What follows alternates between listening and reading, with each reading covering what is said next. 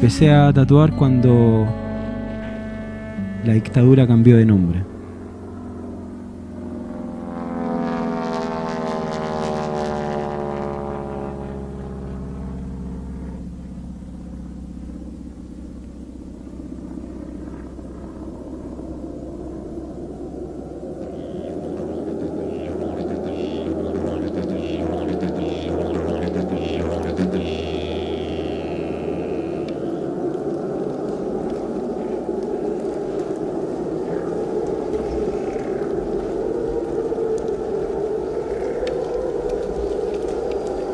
La dictadura nos enseñó a avergonzarnos de nuestra cultura.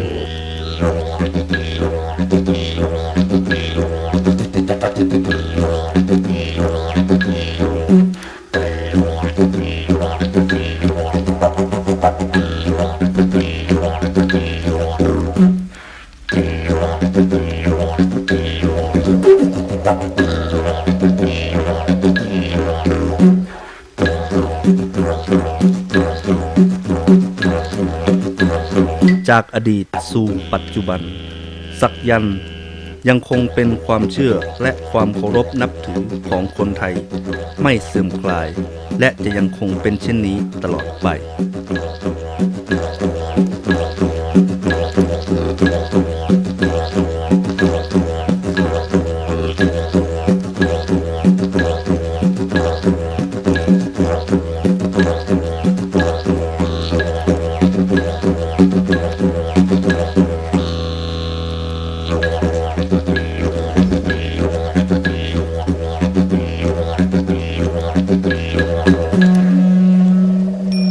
יום אחד שאלתי את סבא שלי, שהוא ניצול שואה, סבא, למה אתה לא מוריד את הקעקוע של המספר שיש לך ביד?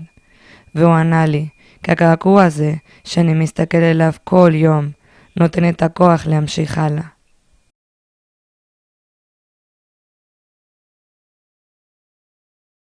To life we must open our eyes, and to live we must open our hearts.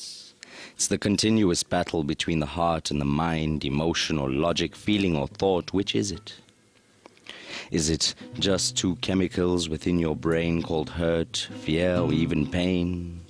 Or is it embodied deep in your heart? Think before I touch you, feel before I start.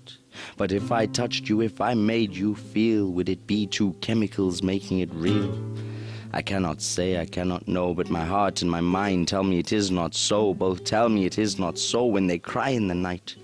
Drops of blood drawn, oozing from my chest, cerebral fluid dripping from my ears, both mimicking the visions and silence of deafening tears.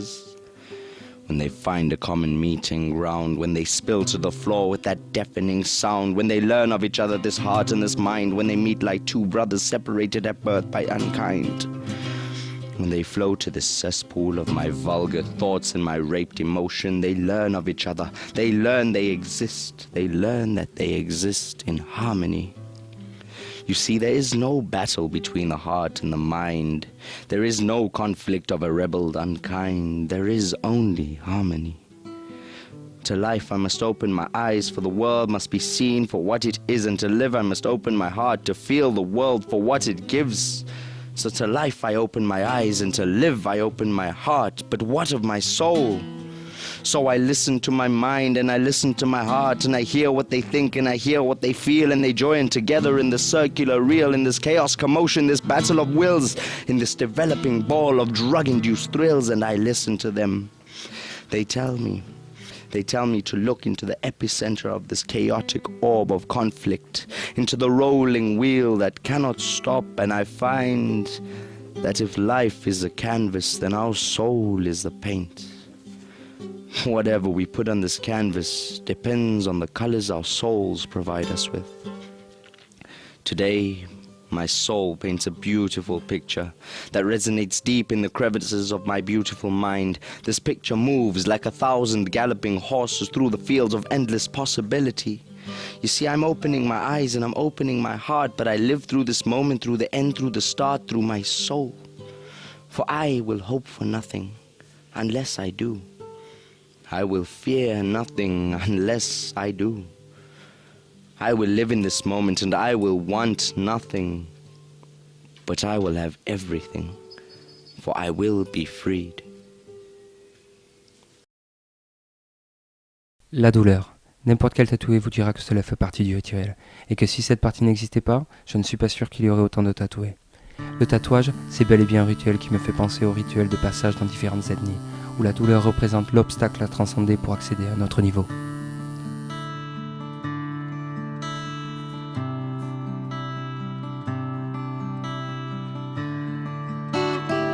Souffrir, c'est le quotidien de tout être humain.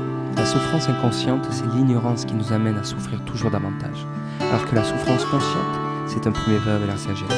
S'infliger volontairement une souffrance physique représentant symboliquement toute la souffrance humaine, afin de pouvoir la transcender, c'est-à-dire la vivre, la regarder en face et l'accepter comme étant impermanente, afin de se rendre compte qu'elle n'existe pas.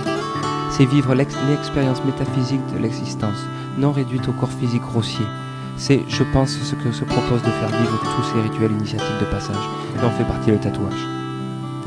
Et pour finir, la sagesse, c'est vivre l'expérience de la présence constante, dans laquelle la souffrance n'existe pas.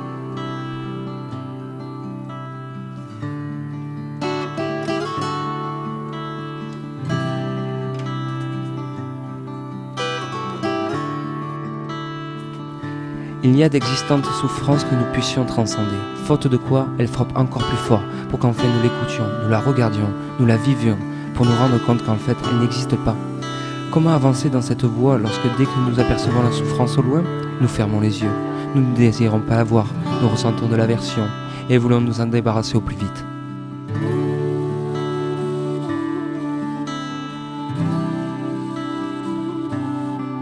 La sérénité qu'induit cette méditation transcendantale lors des tatouages, même si elle n'est pas consciente pour tous, est vécue inconsciemment par tous.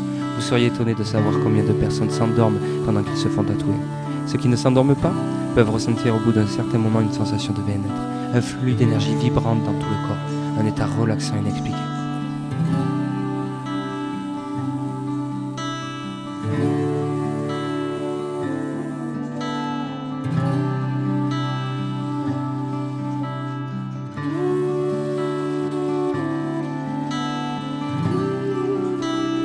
Pour ma part, il ne fait aucun doute que la douleur provoquée par les aiguilles sur des heures et des heures induit automatiquement notre être à entrer en méditation profonde. Ce qui provoque un état de sérénité, du fait de goûter à la conscience de l'impermanence, du fait de transcender la douleur et voir au-delà. Voilà ce que recherchent consciemment ou inconsciemment des milliers de personnes à travers le tatouage. Voici une des raisons profondes pour lesquelles tant de gens recherchent cette souffrance.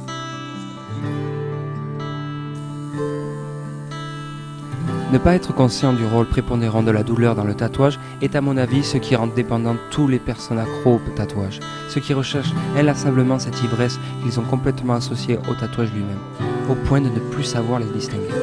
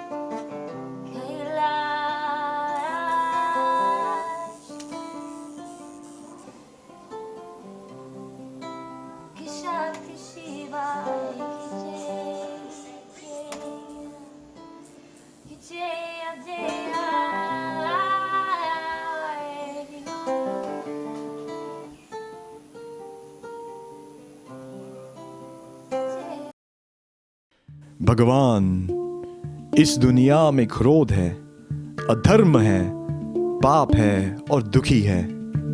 हम तो सिर्फ इंसान हैं प्रभु, हम क्या जाने। पर अब इसी वक्त हम आपसे दुआएं करते हैं प्रभु कि आप मुझसे काम करें।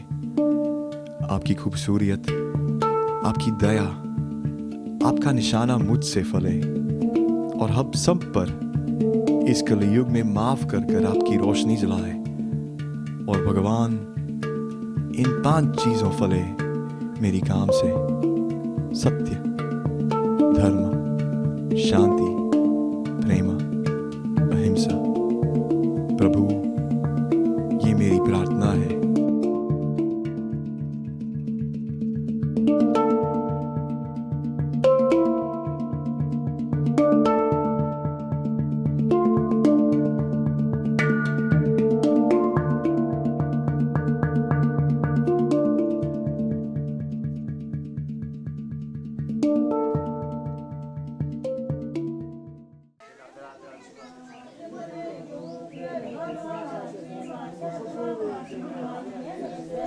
Se faire tatouer, c'est pénétrer dans l'univers intime où la relation tatoueur-tatoué se crée.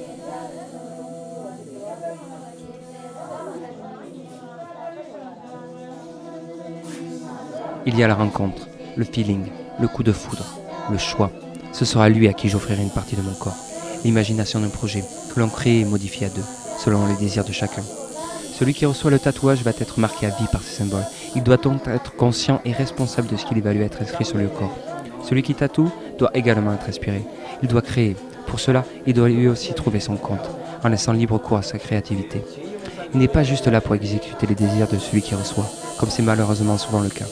C'est une synergie, une relation interdépendante, une construction à deux, qui permet à la créativité de se matérialiser et le résultat en sera le reflet.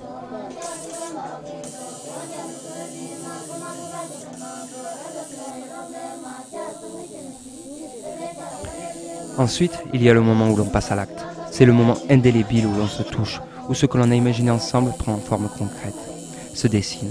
Nous communiquons, nous nous découvrons, nous devons nous adapter l'un à l'autre, faire avec les imprévus.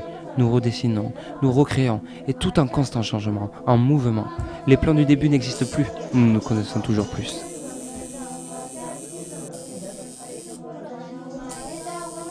Enfin, il y a le résultat final. Il est le pur fruit de la relation. Plus belle est la connexion, plus beau est le résultat.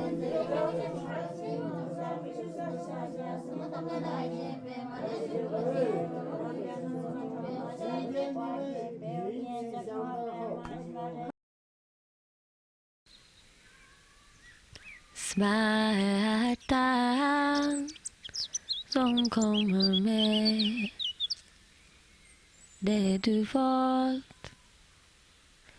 blir en bro mellan din kropp och din själ. I love you.